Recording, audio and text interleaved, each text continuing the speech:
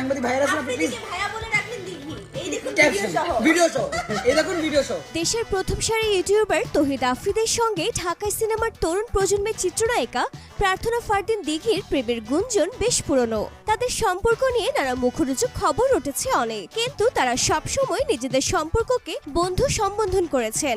অবশেষে দিঘিকে নিজের ছোট বোন হিসেবে পরিচয় করিয়ে দিলেন আফ্রিদি। সম্প্রতি ফেসবুক লাইভে আসেন আফ্রিদি, দিঘি এবং তার কিছু বন্ধুরা। সঙ্গে ছিলেন আফ্রিদির মা। সেখানে দেখা যায় আফ্রিদির মা সবাইকে নিজের হাতে তুলে খাইয়ে দিচ্ছেন। তিনি যখন দিঘিকে খাওয়াচ্ছিলেন তখন আফ্রিদিকে উদ্দেশ্য করে বলেন, দিঘি তোমার ছোট বোন, ওকে শপিং করিয়ে দিবে, ঈদের সালামি দিবে। দিঘিও সেই সুরে তাল মেলান। সেই সময় আফ্রিদিকে বলতে শোনা যায়, দিঘি আমার ছোট বোন।